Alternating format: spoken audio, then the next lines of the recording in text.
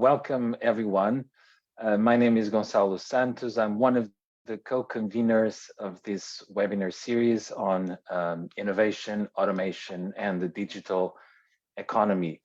This series is part of the webinars that are regularly organized by Sci-Tech Asia.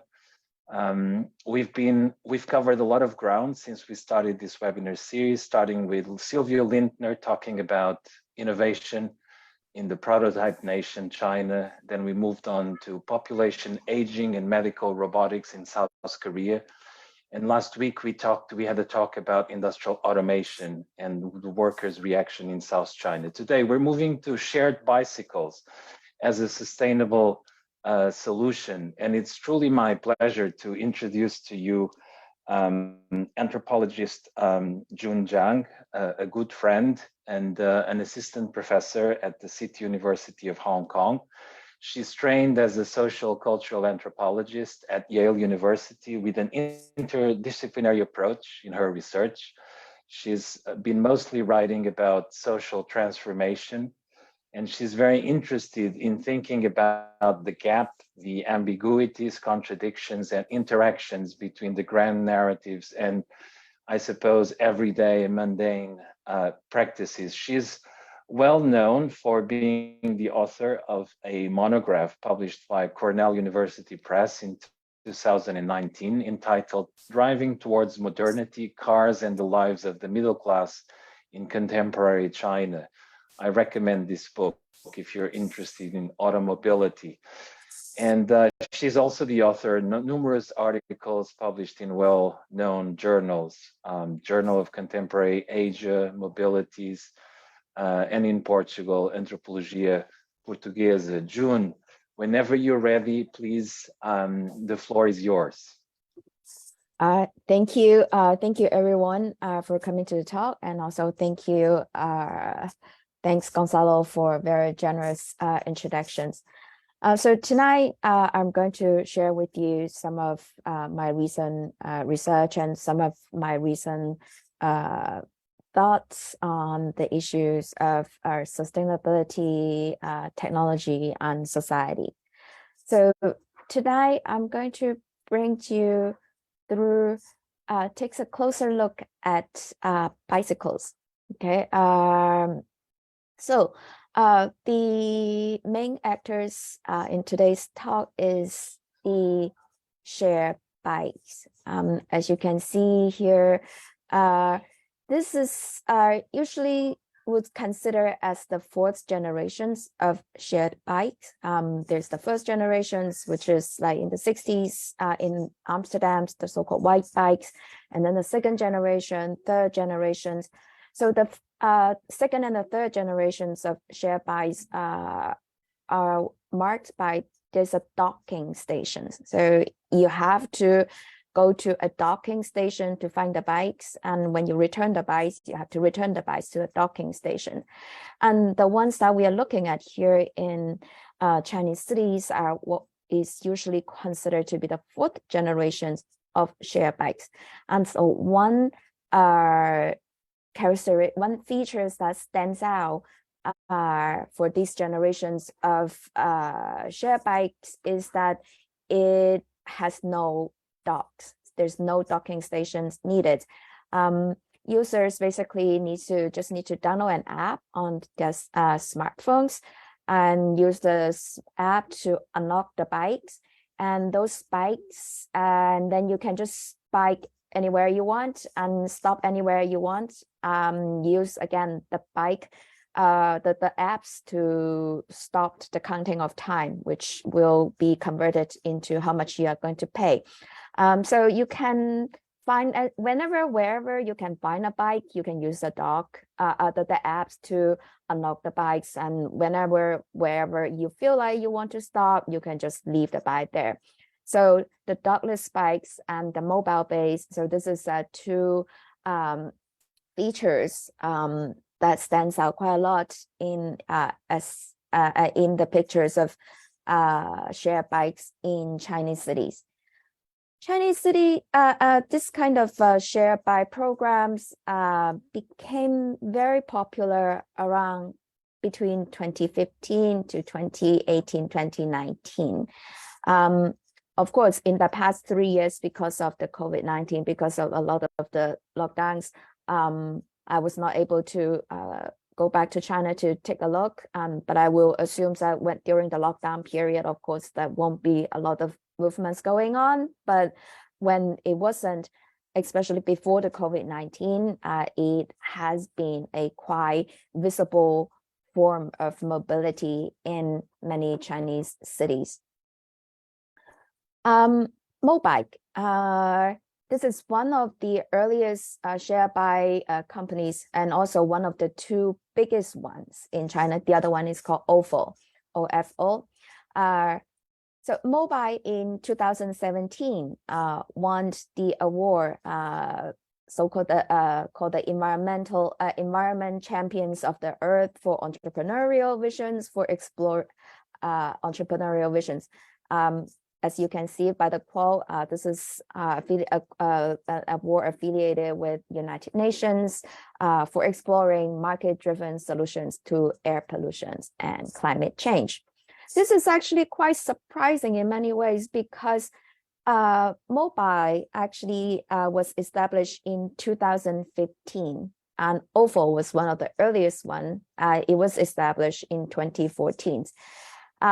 Yes, within a very short period of time, these share bikes popularize Chinese cities. You can see them everywhere, in streets and squares, any open public space, you can find them. But still, to give such a big award, calling them the champions for entrepreneurial visions to help, solve climate change, it is actually pretty quick. And so to put this award and the rise of this share bike, and also all these excitement associated with this kind of share bike programs, we can sort of contextualize them in some of the larger pictures, some of the global circulating movements, rhetorics, as well as academic discussions. So first of all, we can sort of understand where the excitement comes from. And when we see that bicycles, cycling is often considered as a progressive politics today in like many parts of the world, like we're talking about Europe and talking about United States. For example, actually since quite a long time, since the 60s and 70s, in cities in Amsterdam and also Belgium and that part of the world, not many European cities, we already see a lot of people advocate the use of bicycles as a form of resistance to the kind of politics that focus on economic growth. For bicycle advocates, they suggested that bicycle is more as an old form of life, and they use bicycle as a way to show their disaffections to a kind of a general trend that emphasize always technological innovations. The more, the better, more economically driven, more machine driven kind of life. Then in the more recent years, you can see, for example, in the US, cycling also rise as a form of activist movements to support initiative for urban sustainability. As you can see, actually on the lower left corner, that's actually the naked bike ride. It was at least been for quite a while an annual event in the city of Philadelphia. Every year, you will see, this is, I think, in the springtime, you can see people are sort of naked or have a minimum clothing, just bikes around the city as a way to show, to push forward for bicycle movement.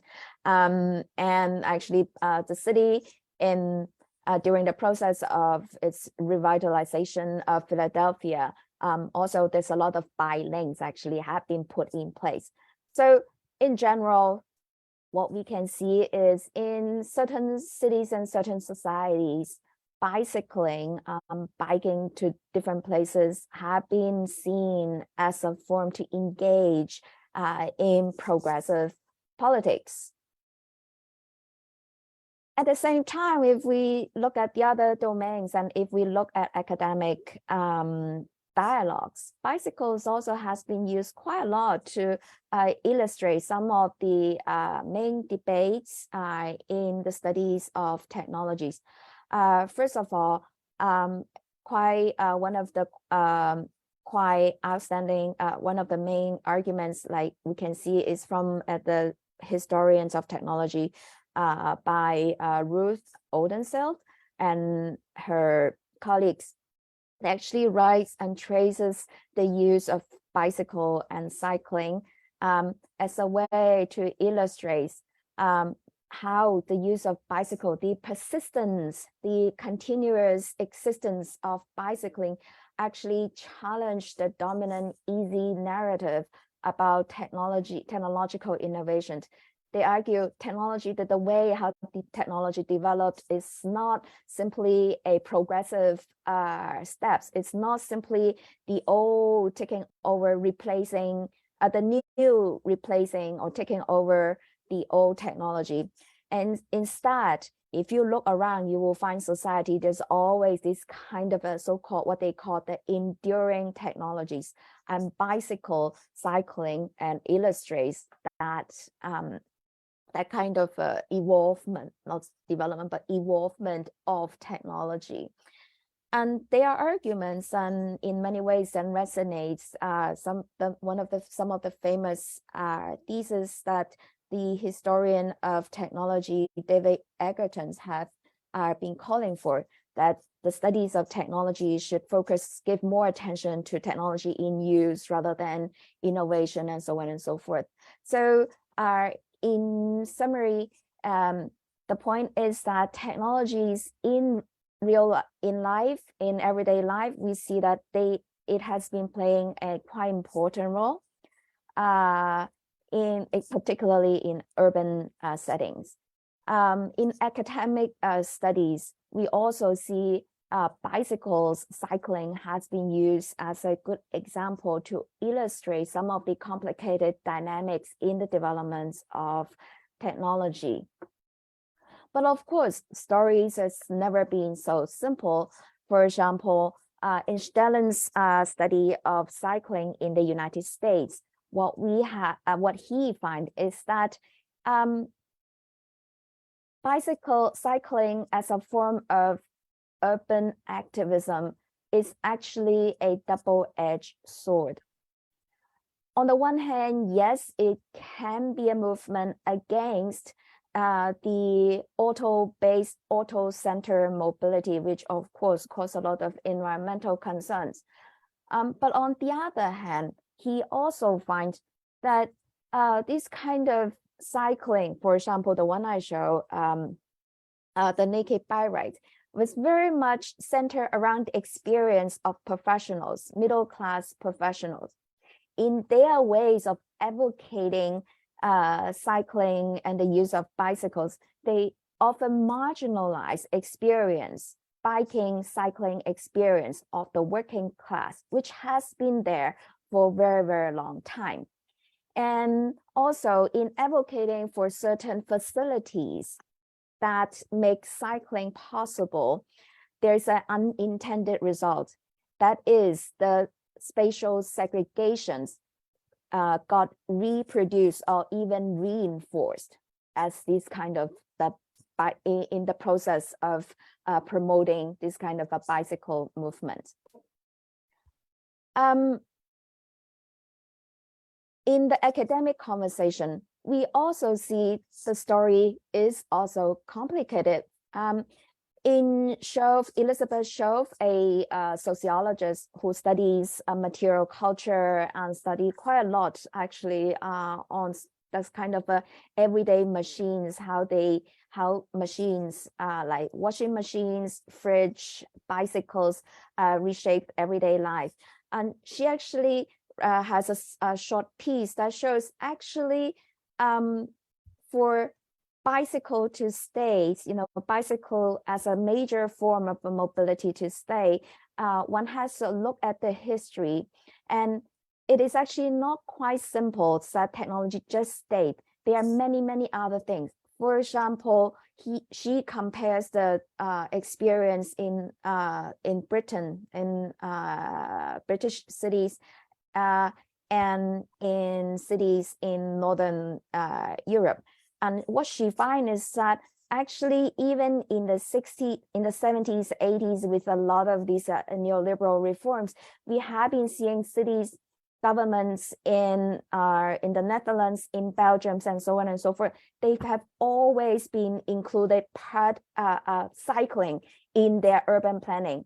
While in Britain, the history actually was the opposite. The British government actually has worked in their urban planning practices, actually marginalized, excluding cycling practices. So the questions that she raised here is actually, if we think that some of the old technology can stay and stay longer than we thought, then what exactly are the forces that will enable that?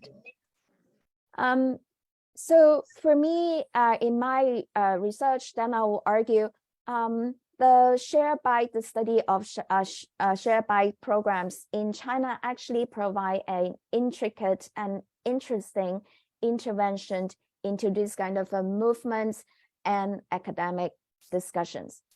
China is, for the study of bicycle or bike-centered mobility, is a quite interesting case. And if anyone recording some of those images, that is China until the mid-1990s was still a so-called bicycle kingdom. And a lot of people living in cities relies on bicycles to commute, to go to work, to go home, to go around the cities. If we look at government statistics, bicycle ownership actually peaked in early 1990s. So for example, in the city of Guangzhou in South China, in terms of bicycle ownership per household, it actually peaked in 1994, 1995. That was the period, which shows that actually the popularity of bicycles in urban households. And there was a grand debate in the mid-1990s in the country whether China should develop car industry, whether China should give more emphasis to auto-centered mobilities. And now from hindsight, we now know which side want. There's one side to say we should actually stay more with public transportation. The other side say, no, we should move on to a more modern society, therefore more cars, better life. And so now we know China is now the biggest car consumption market in the world. So now with the popularity of shared bikes, it raises the questions, then how can we actually understand this kind of resurrections of the bicycle-based mobility? Do we see, is it really a case that illustrates the persistence of the old technology? And what kind of politics get involved in this kind of a resurrections of the pedal form of mobility? To answer those questions, I draw on my long-term fieldwork on mobilities in urban areas in the Pearl River Delta area in southern China since the mid-2000s. So Pearl River Delta is basically, you can see that lower down red province is Guangdong, but it is really this tiny part. It is one of the two industrial centers in China. The other side is actually, the other one is based around Shanghai, and the one that I'm talking about is based in Guangdong, quite close to Hong Kong and Macau. And my interest in mobility to cars draws a lot on the insights from mobility studies. Just to give a very brief introduction, some of the key forms of mobility, key insights from mobility studies that I draw on is that to understand mobility, it is not enough to just see movements. What comes with movements? There's also stops, parking, sedentary forms, as well as material structures that do not move, the immobile material structures and infrastructures. And to understand mobility, we have to understand it as a social technical system. That involves different kind of people, it involves people, involve machines, involve different kind of material objects, institutions, different kind of power, different kind of ideas, and also environments, and also, of course, ways of life. So we have to see it as basically an assemblage. And there's no one simple, so the study of cars is never the mobilities that center around cars is never just about cars. There are many other things that comes with it. So my studies of the shared bike programs also draws on these kind of framework and theoretical insights.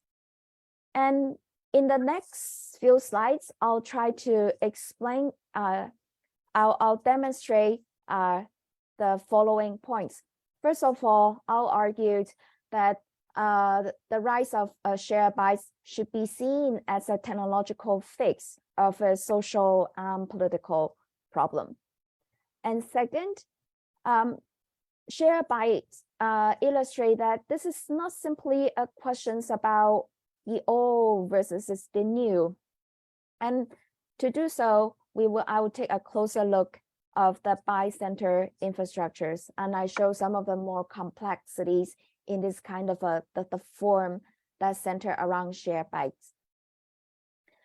And I then will move on to showing, even though groups of citizens from different socio-economic backgrounds have very similar narrative to describe their experience with shared bikes, but we will see, if we look a little bit deeper, we will find it involves very different kind of social spatial experience and imaginations.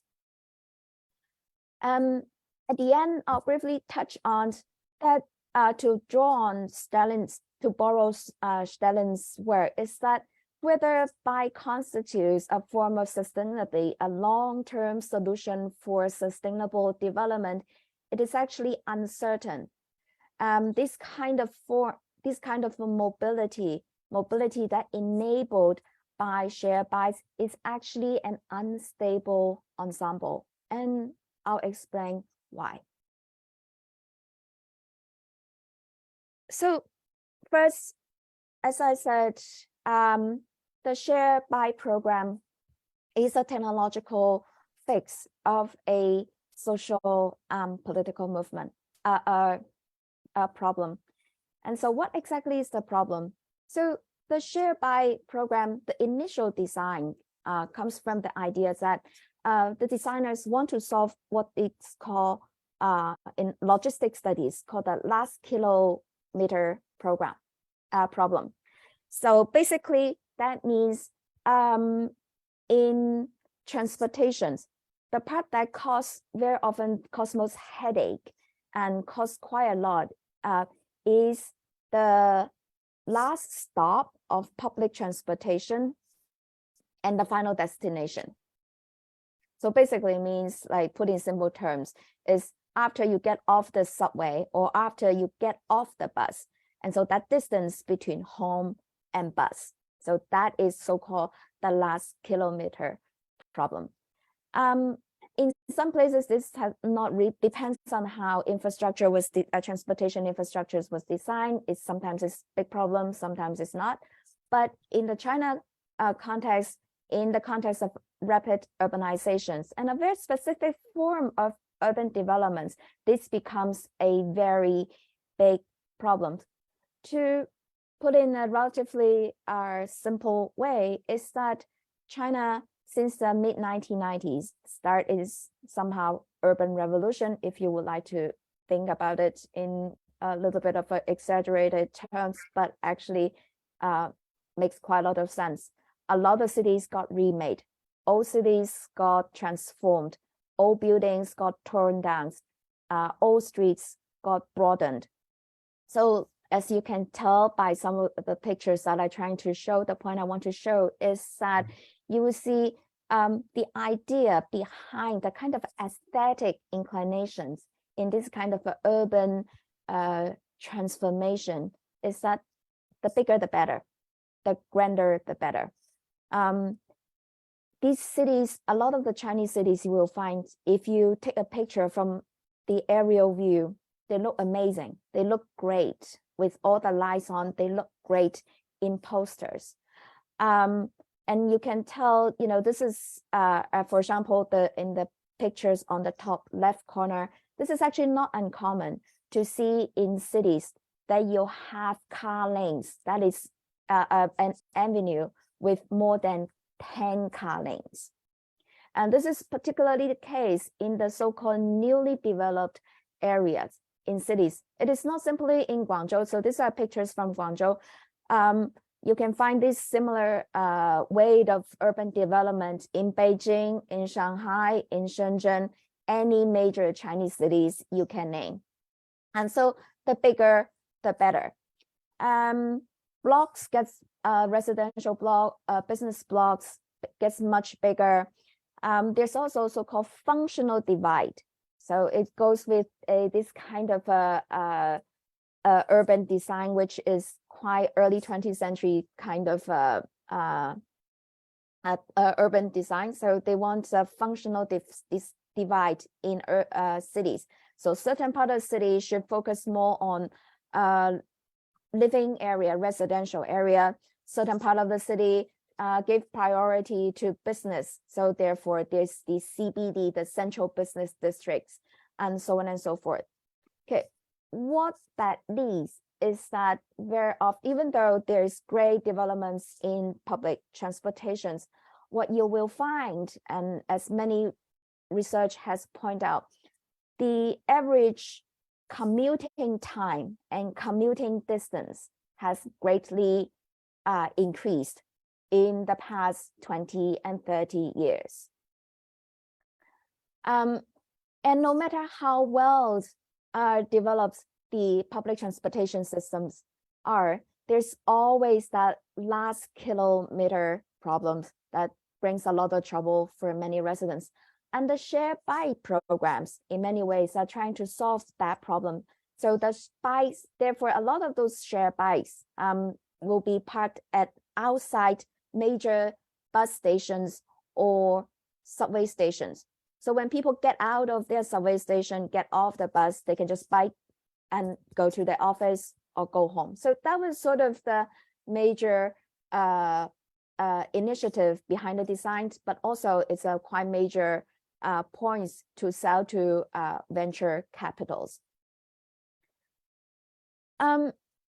So before we move on to talk about how these ideas merge with venture capital, I would like to step back a little bit to look at the kind of infrastructure that is needed for bi-center mobility.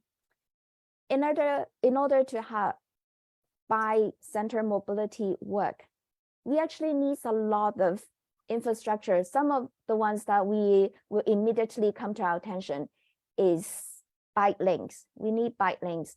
In older form of Chinese cities, that's during a city's built during the socialist period, which is roughly the 50s to even 70s and 80s, you will find actually a lot of the cities have pretty well-built bike lanes. In this picture, you can tell this is one of the main roads in the city of Guangdong, and one of the main roads that actually still see the relics of bike lanes. As you can tell, actually on both sides, under all the trees, on this side and this side, they are actually bike lanes. It is not only on one side of the road, but on both. And the width is actually can allow for 2 cars. Actually, a bus and a taxi can go side by side in this kind of bike lanes to accommodate bicycle traffic in the old days.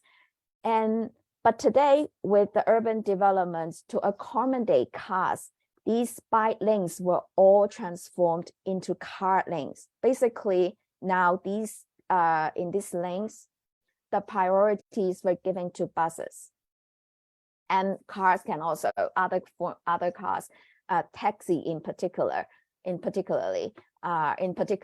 can drive in this kind of old bike lanes.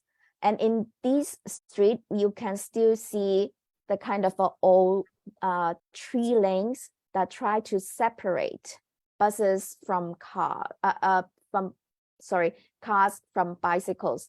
But in many other parts of the city, this kind of old infrastructure that protects bicycle riders had been demolished in the 90s and in the 2000s. So what you will see in other parts of cities most likely is that these trees are all being unrooted, demolished, and you will see all cars just going, all lanes full of cars.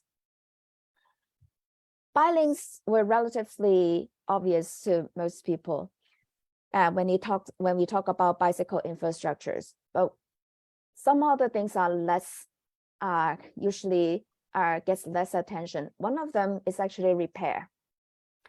A car, if you bike all the time, you probably realize bicycles are great, but they always need small fixes here and there all the time.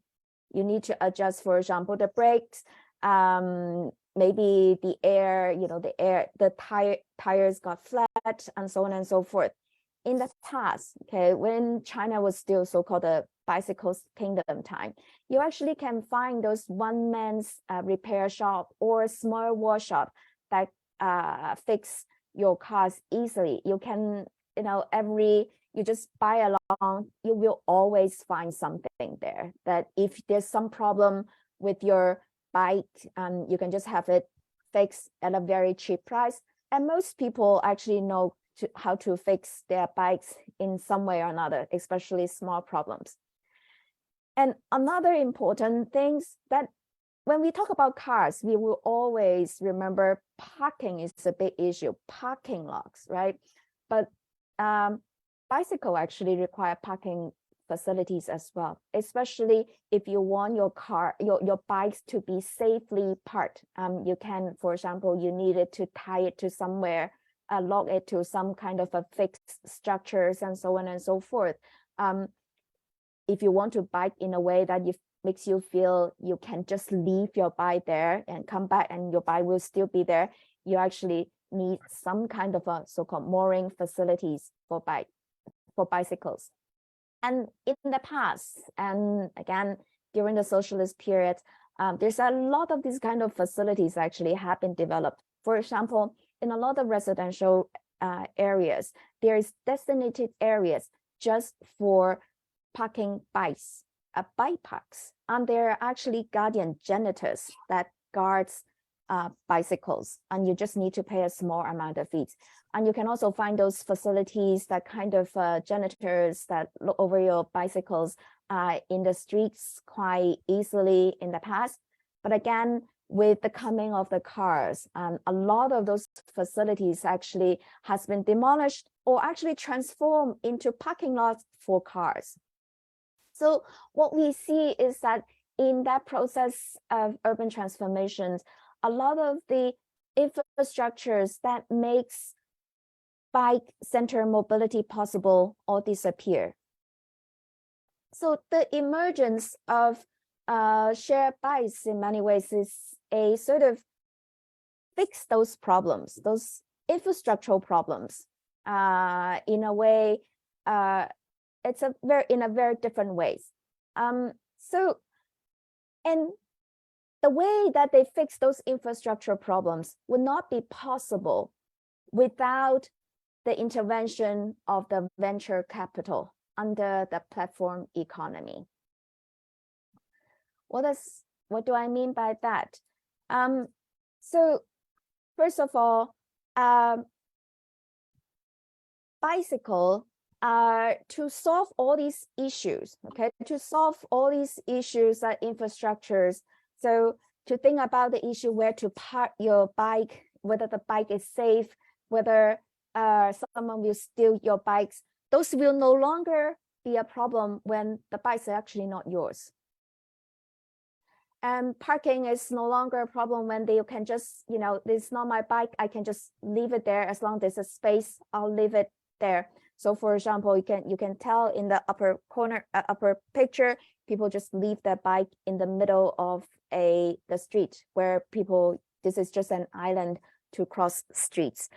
And so in this way, what we would have seen is basically this kind of bike sharing programs remove a lot of the concerns, remove all the concerns that is a result of the lack of infrastructural support. So they don't have to think about the problem of fixing their bike. They don't have to worry about repairing. They don't have to worry about anti-theft. They don't have to worry about parking.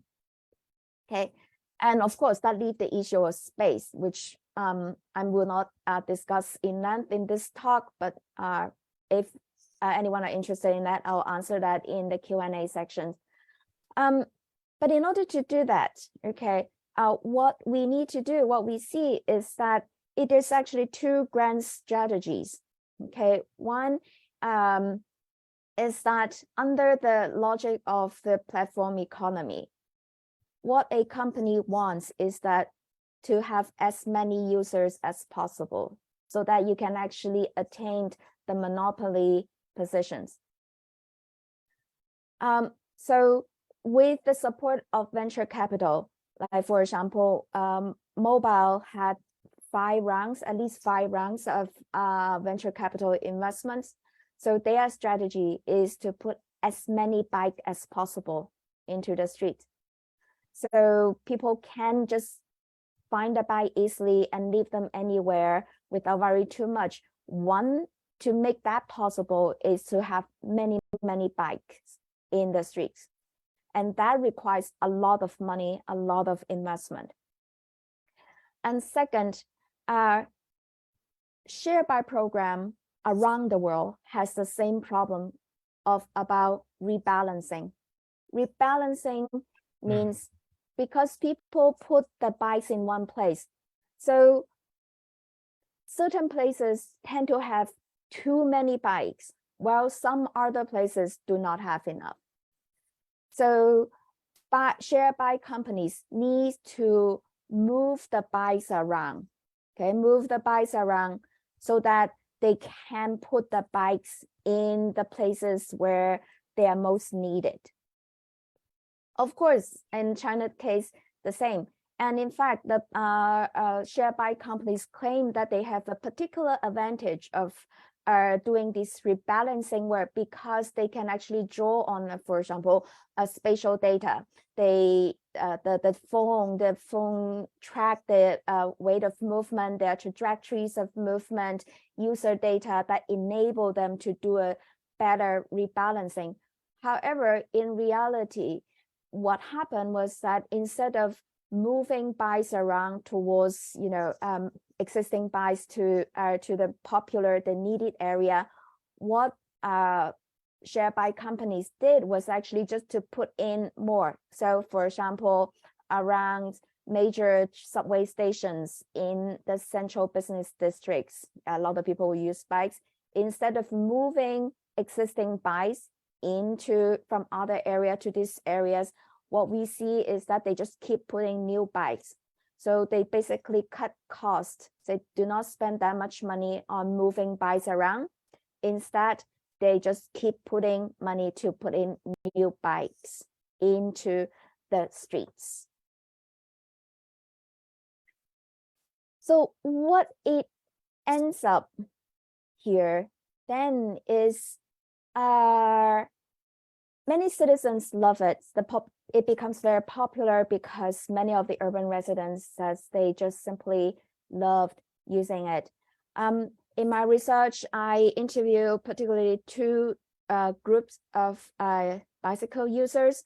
One are the middle class professionals. The other groups are actually janitors. A lot of them are janitors and also taxi drivers. I asked them, what do they think? How do they use? Whether they have been they have used share bikes and so on. And all of them, regardless of their social economic background, they all said share bikes is a great thing. It's great. Why? Because it is technology, it is progress. And also almost all of them saying it is a very convenient thing to use. Okay, so convenience here then becomes sort of a so-called share experience amongst share bike users across their social economic background. However, if you look closer, then you will find actually using share bikes means very different things for people from different social economic background.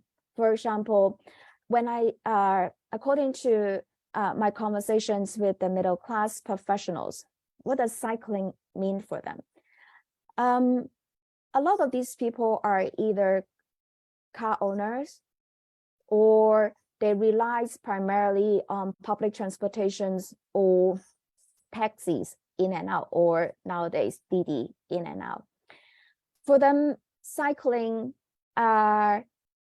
is fashion. It's a fashion. It's a lifestyle. As long as you don't bike to work every day, as long as it is not a essential means of transportation. So what do they do with cycling? Well, they go to a gym, cycling, or it's called spinning, right? Spinning. Some of them cycle when they are on holidays. Okay, if they travel around in cities, other cities in China, they said they would like to just use a share bike and you just tour around a city and to see how the other cities look like. It's a sightseeing activities. Many says they like to buy with their kids on weekends, on public holidays.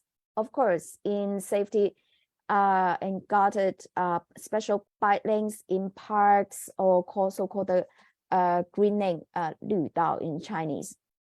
And there's also cycling into the mountains. Okay, so in the rural areas, it has been a quite attractive form of what do they call these kind of corporate activities to promote team cooperations, to boost team morale. So actually, there's one of my informants runs a travel agency, and she told me that this kind of bike tour for companies have been quite popular nowadays for team building. So the point is that a lot of these middle class professionals like share bikes because it's convenient. If they just want to run an errand here and there occasionally, it is a great thing. It's a great tool. However, according to my observations and conversations with them, none of them use share bikes as the major form of transportation. None of them consider replacing driving with bicycling. Share bike at best for them is a tool that they regularly use to go out for lunch, a very short distance, go out for lunch with colleagues. And many of them probably use a share bike less than 10 times or 20 times a year with a length that is more than 15 minutes. This experience contrasts with the janitors or taxi drivers. For them, share bikes is a quite useful form of transportation. These people typically like a lot of the taxi drivers and janitors that I interviewed, they tend to live in outskirts, in so-called the urban villages, Cheng in Chinese, not the ones that in the center, city center, but quite far away. In many of their places, it's actually quite a long distance between where they live and the last stop, exactly that kind of a last kilometer problems. They're quite common in their everyday life. In the past, before the rise of share bike, they actually very often have to rely on this kind of a semi-gray area rented a bicycle, motorbike services. These are actually illegal in the city, but in the outskirts, government tend to keep a blind eye to this kind of services, because this kind of illegal motorbike service will provide the essential service for people who live far away from public transportation for them to commute. And it is illegal, and very often you have to negotiate for a price. And with the rise of with the coming of the share bikes, a lot of the taxi drivers and as well as the janitors told me that they like it because it is cheap, it's easily, they already know how to bike, and you can easily find a bike, you can drop it off, you don't have to worry about your bike being stolen and so on and so forth. So bicycle, therefore, becomes an essential form and very useful form in their daily commute practice. So it is in this way that we will see, even though share bikes, everyone thinks it's convenience, but their experience with the bikes are very, very different.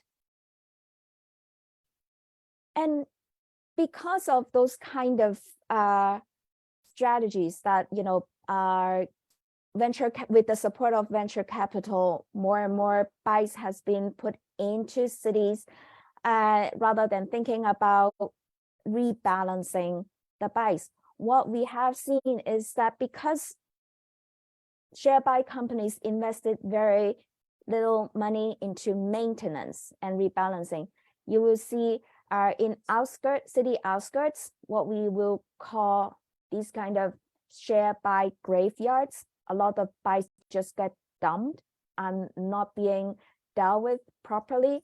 And you can even see that around cities, not at that large scale, but for example, when I was walking around in the cities, you can see these kind of corners where deformed bikes would just pile up and no one actually take care of them for quite a long time. So is it sustainable? And how do we deal with this kind of garbage or waste? Actually is a big problem.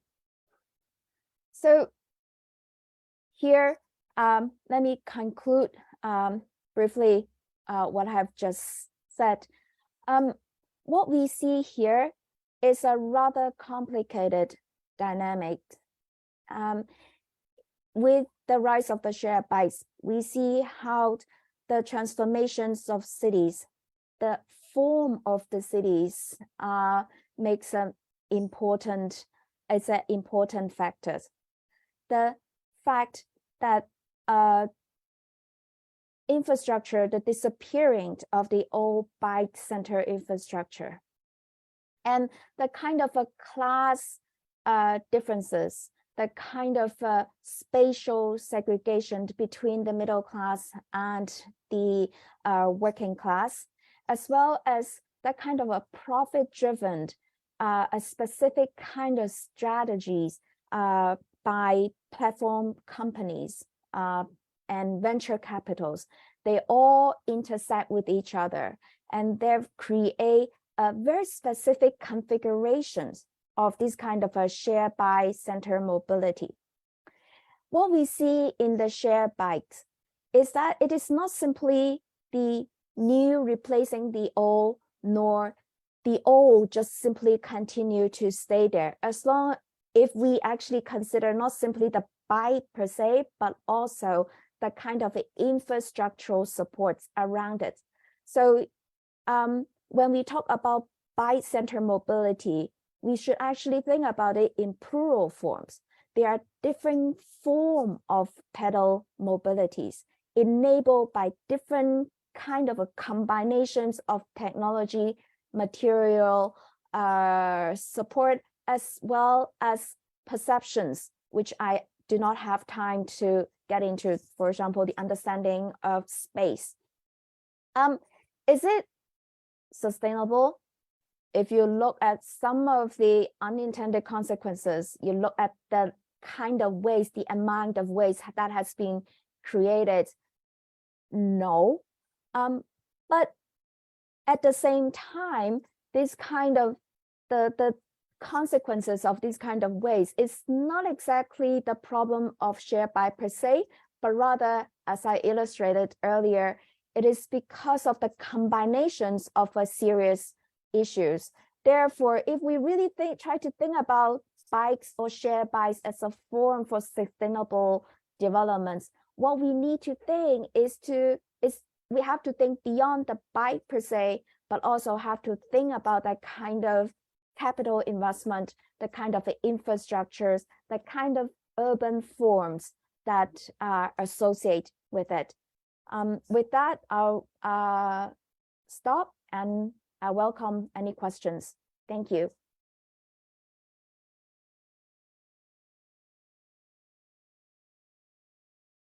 Well, thank you so much, June.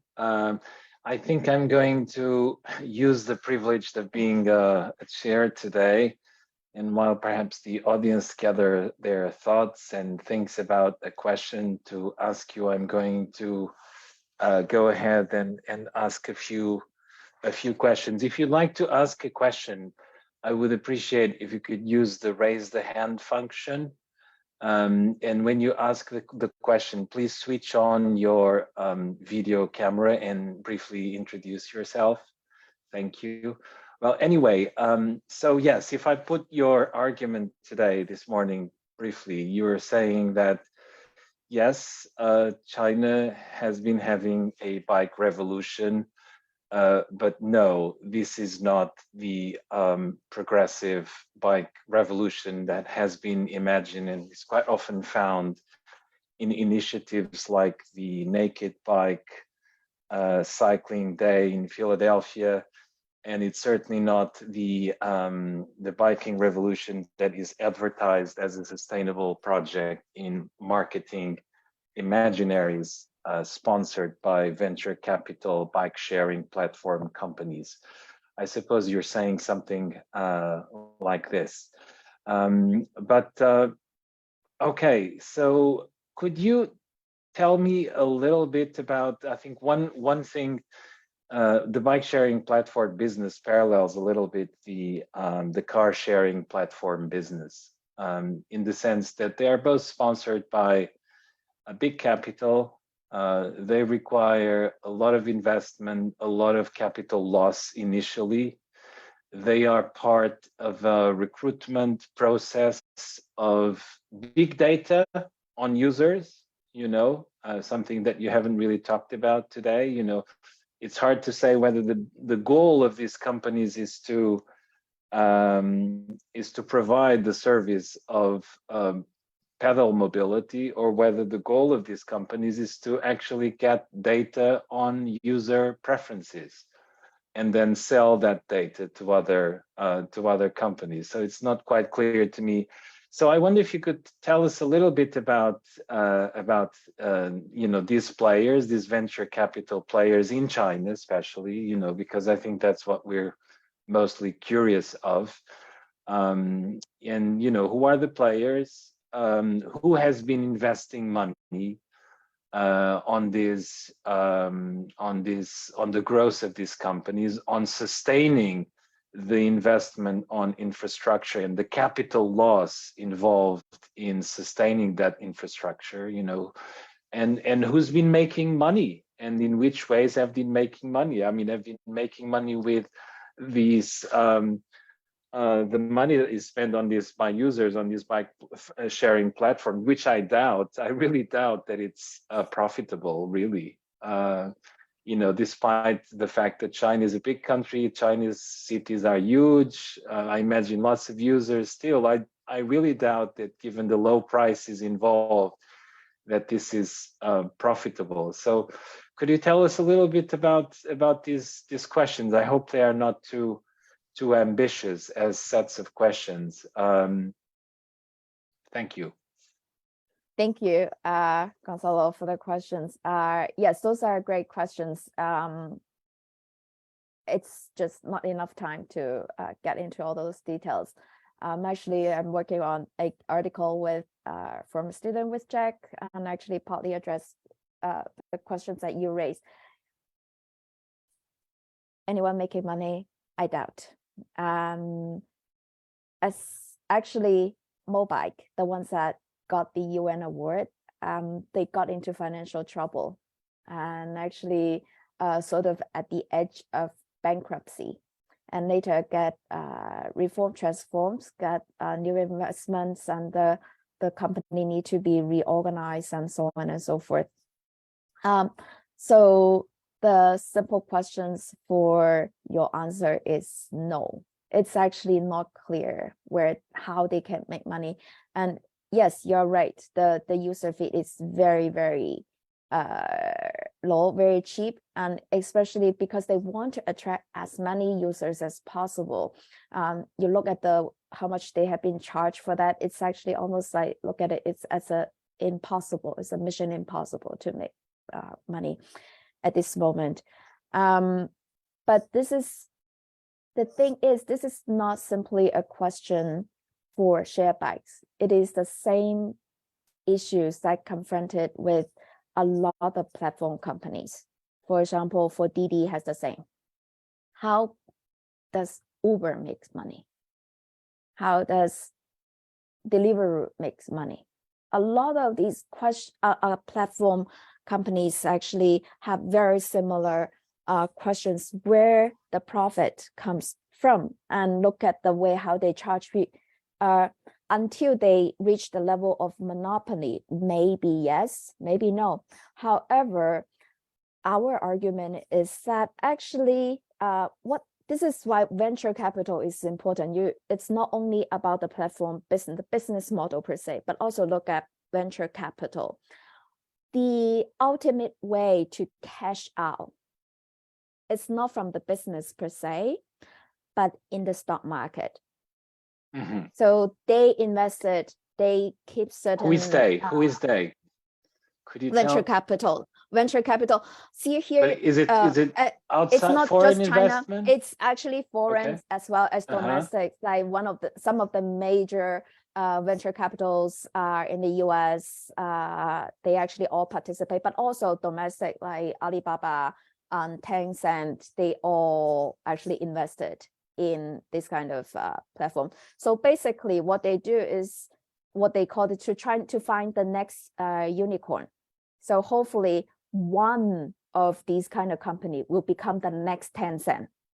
Mm-hmm. The way how they cash out, how they make money for venture capital is to wait until these companies to go for IPO, initial offerings in the stock market. And with the rise of the stock market, this is how they actually make money to cover all the loss, the long-term investment.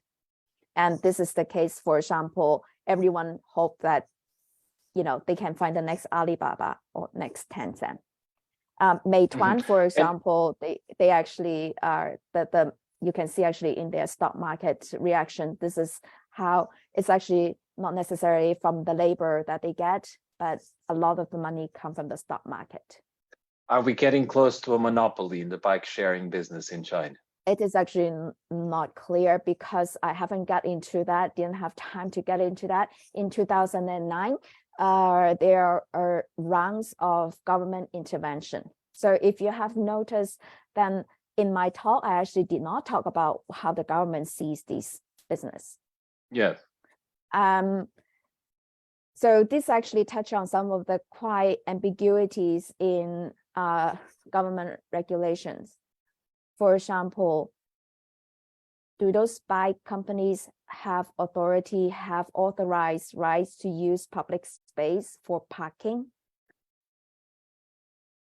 How the government sees the fact that the bikes are just everywhere, occupying all the public spaces, especially the very popular ones with a lot of cars and a lot of people. So for several years, it's a very interesting thing is that you actually see a lot of local governments were silent on those issues. Until around 2019, the government finally intervened. A lot of governments, local governments intervened, saying that this is should not be tolerated. This kind of a wild growth, in Chinese, 野蛮生长, should not be tolerated. So, for example, Shenzhen government get intervened. Guangzhou government intervened. They forced bicycle companies to remove the bikes from cities. And then they come out with a new plan saying how many bikes they think is appropriate for each cities, which bike companies were allowed to operate in the cities.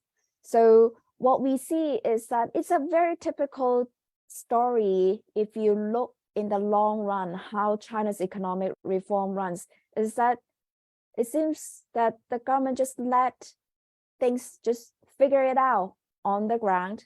And then after a while, as it gets bigger and bigger, the government gets in and started to regulate. Okay. So where does it go? I don't know.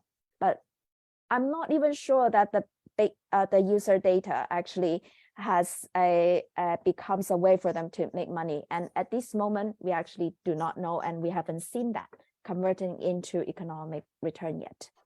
Okay, I have some other questions, but I'm going to open up the floor. I'm sure that participants in this webinar would like to ask questions. Who would like to ask a question to Jun?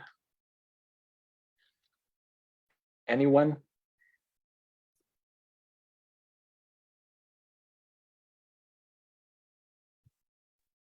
Hello. Hi.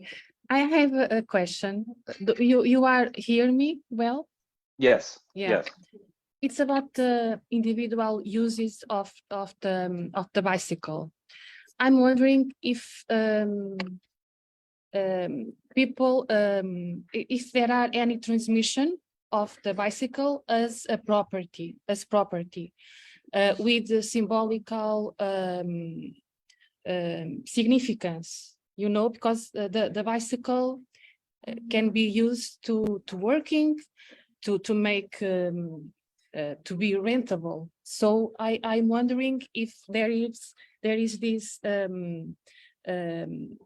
this family transmission between the family of the bicycle, because I'm thinking in another context in Angola.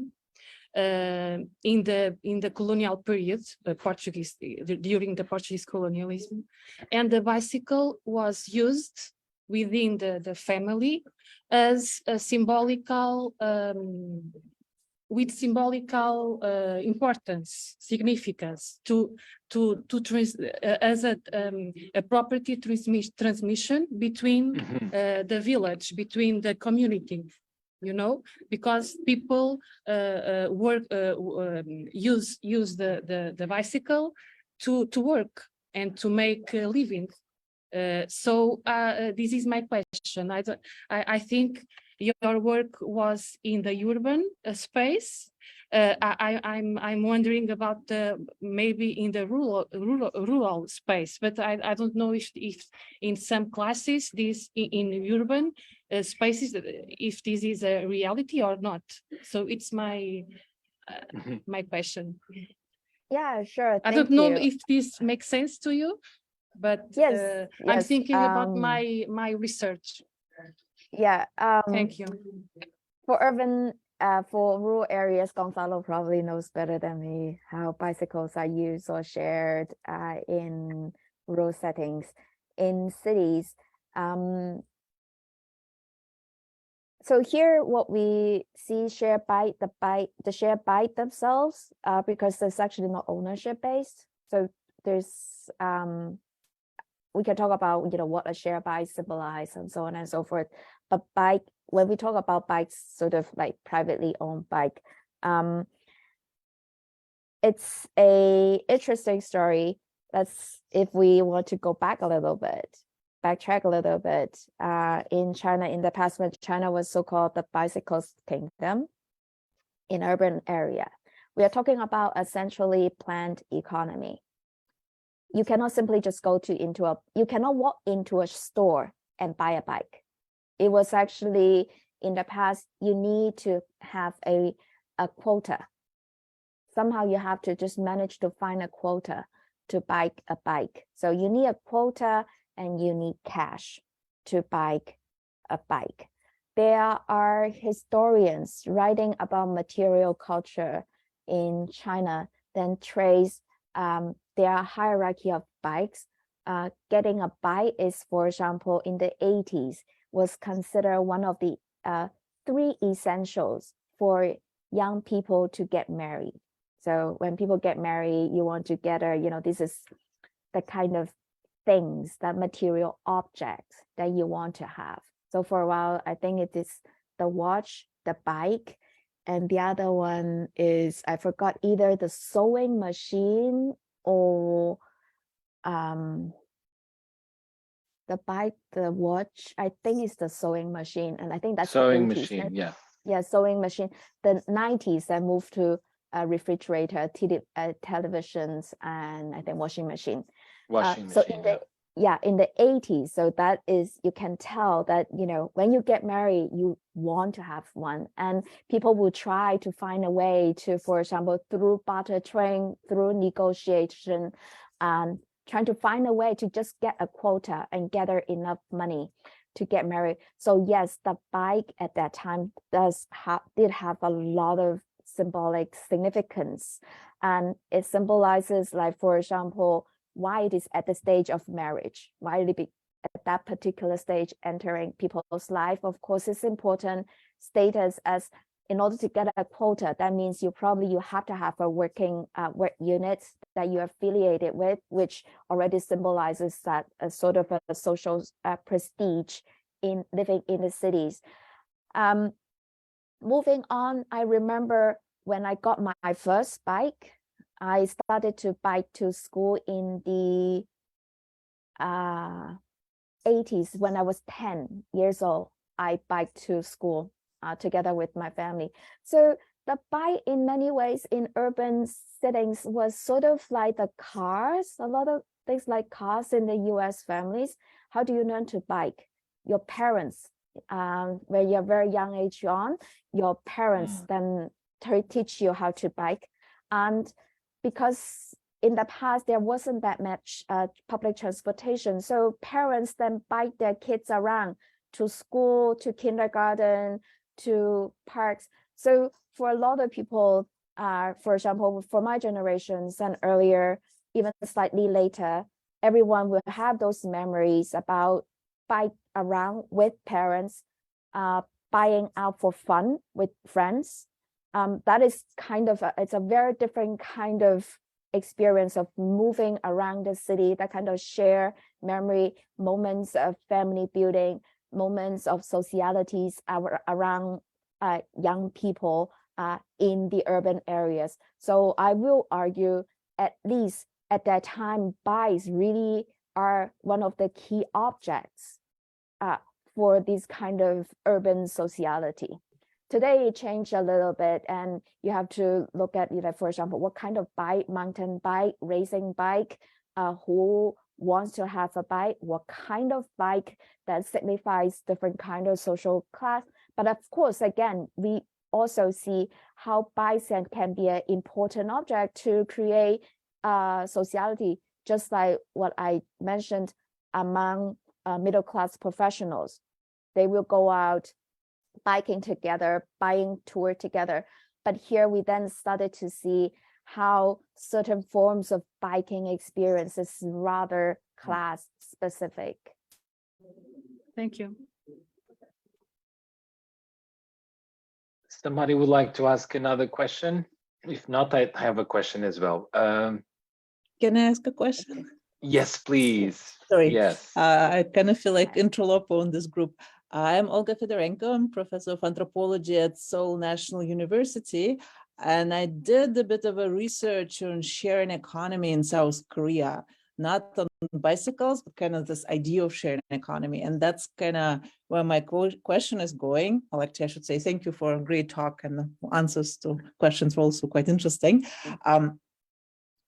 Yeah, so I guess what I'm wondering, like, this idea of sharing economy, when it just appeared, it was kind of loaded with all this like romantic association that sharing economy will solve so many problems because we don't waste resources, instead we share. So kind of like this imaginaries of more ecological future, and bike sharing kind of in theory fits into that, even though it doesn't quite work in that way. And that kind of beautiful idea of sharing economy kind of got crushed, I think, like around 2016, 2017. And instead of sharing economy, people were talking about like gig economy, like platform economy, or kind of like ugly sides of sharing. So the question I have, is there perhaps some, I don't know, corners in China where this kind of promise of like good sharing economy still persists? Like, are there some kind of remnants of this kind of more communal idea of sharing, or has it all been taken over by this kind of venture capital kind of platform sharing things? Thank you very much for that questions. Yeah, that's a very interesting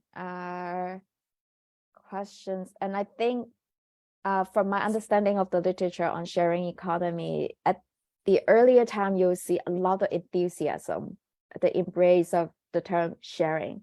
But with time move on, more and more points out the so-called sharing is actually not exactly as they claim to be, particularly with the financialization of this kind of sharing operations, with the intervention of venture capitals and so on and so forth. Things got actually started to look quite different. But I think I published part of the article in the special issues and mobilities, but I think in that special issues there are articles that actually talks about sharing still remaining more like sharing mutual aid, mutual help, more community-based. So for example, Sherry Gibling's work talks about a women-based network helping women through shared car sharing. So basically, women constitute a network by themselves and driving women's at night around. So it is, I think when it comes, I think we probably have to differentiate different kind. If there's anything that link together, is that they more or less all use so-called the ICTs, the information communication technologies. But I think the idea, maybe assemblage or ensemble, is very useful here, is that we really have to look more carefully into how different elements are combined together, how infrastructures look like, how the operations of capital work looks like, what kind of network gets it got involved and initiated, and what kind, how much the scale. I think scale actually matters a lot in this context. So these kind of specific configurations, I think, can probably tell us more, and that's why I think ethnography is probably a better way to understand this, thing that under the umbrella term shared economy or platform economy. In the China case, is there something like that? I'm sure that is, especially when they are smaller scales. I was talking to a colleague recently about that kind of, you can call it sharing. I'm not sure that you would call it platform economy. It is ICT based, so during the Chinese, the lockdown period in China, in cities, residents were not allowed to get out of their buildings. For example, in Shanghai, the lockdown was 3 months. So in order to get all the goods they need, a lot of the residential areas then form their mutual aid group. So they form a group in WeChat, which is similar to like WhatsApp or Line or Signal. And through that, they will get to buy goods, to find supplies, vegetable, staple. And there are people who are in the building who do not know how to use phones, do not know how to use this technology. So they will actually help each other and order foods and send it to their home. So we do see this kind of, in many ways, it is sharing. It is technological technology. The ICT plays a very important role in this form of mutual aid, community building, community solidarity, this kind of a community circulations. Will it evolve to something bigger? We don't know. Will it, like now after the lockdown, how many of these can survive? We don't know. But I'm probably not as dark in the sense of it's just all dark. There's no good come out of it. But I think maybe I'm starting to think the issue here is scale. I think scale in that seems to matter quite a lot. Sorry if I don't know whether I answer your questions. Oh, that's very interesting. Thank you. I don't know if there is other question from the audience. I do have a question about the bikes themselves, because I think that for a talk that has a strong focus on the materiality, on the material infrastructures, I mean, you can't talk about everything, of course, in a talk, but I was surprised that you were not talking about the bikes themselves. And let me tell you what I'm coming from. I think around the world, it's not just in Europe where I'm based. There seems to be a very particular kind of bike revolution, in the sense that more and more we see people using electric bikes. It's not just about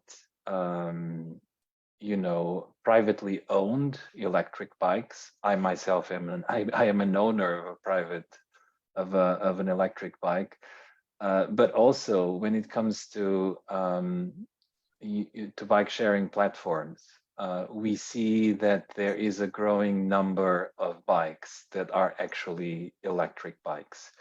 And this shift that is occurring in bikes parallels, of course, the shift that is occurring within the car industry and the strong lobby pushing for the development and the massification of electric vehicles as the solution for environmental issues and for the reduction, of course, of green gas emissions, right? So of course, the lobby of battery, electric batteries,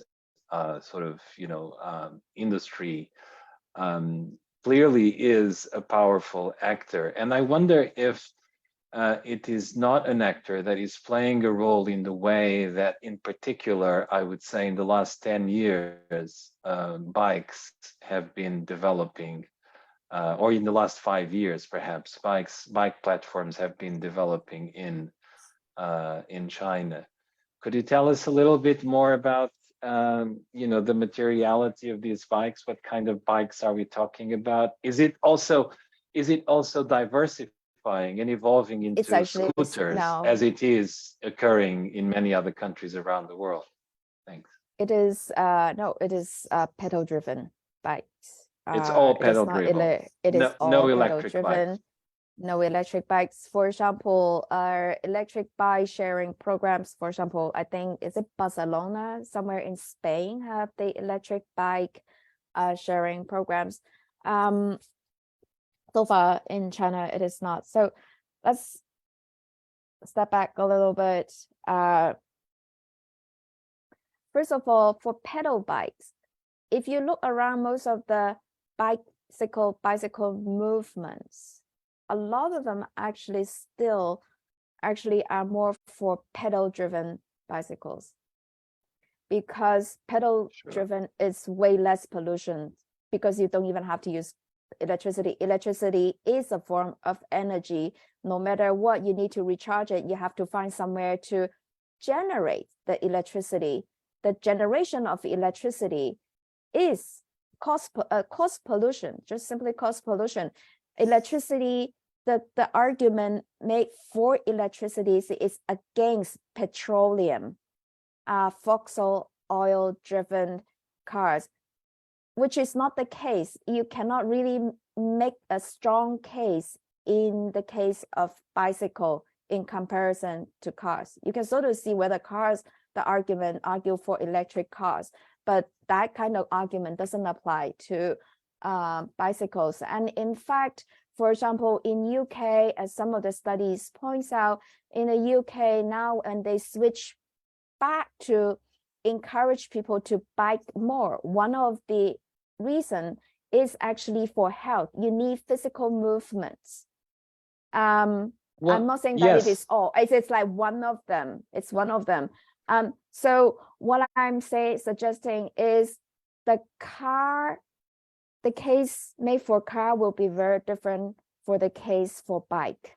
First of all, the kind of because the things that drive the bikes, the thing that drives the cars can be very different. Second, again, back to infrastructure.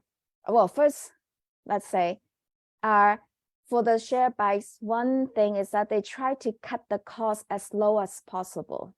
So they want to build bikes that it can sustain long-term use with minimum maintenance.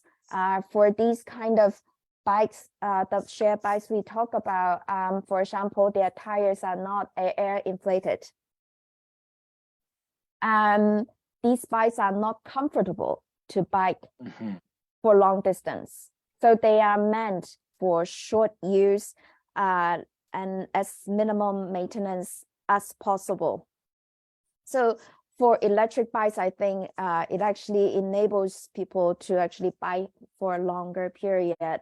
Again, I think it matters a lot what these bicycles are initially designed for, because it was designed for very short distance to begin with. It is not for long distance commute.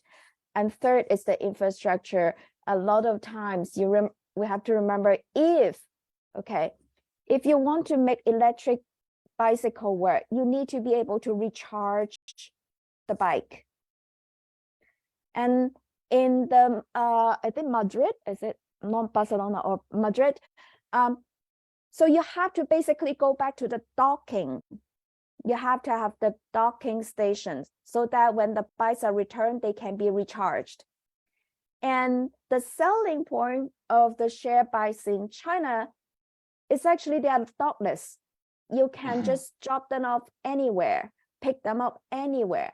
Once if you design them as electric bikes, then you have to figure out a way to address the issue of recharging, and you cannot expect the users to do it, because if you want the users to do it, then you remove the key component of convenient out of the whole design, the technological design of the bikes. So I think, yeah, that will be my answer to your question. Of course, that said, we do see a lot of electric bicycles, but those are privately owned ones in Chinese cities.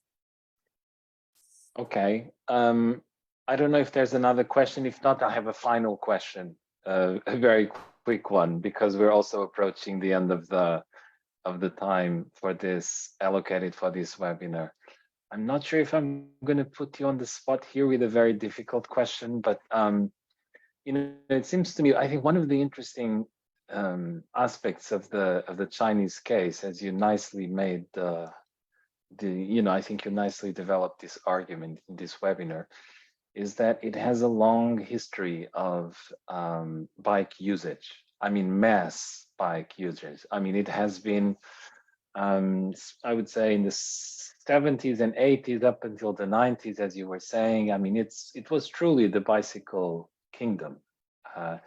It had a system of mobility in which, bicycles were a key and fundamental part of what moving around in the city was all about. And then, as you pointed out, China's shift to a system of automobility more connected to larger trends globally in other cities in the world.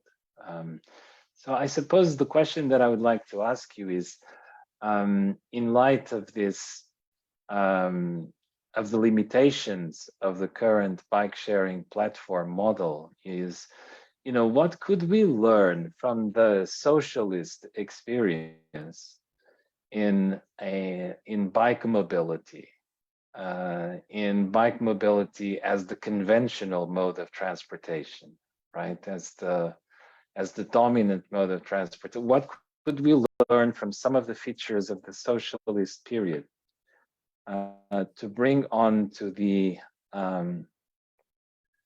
contemporary period, to create a larger economy of scale of bike sharing and bike mobility?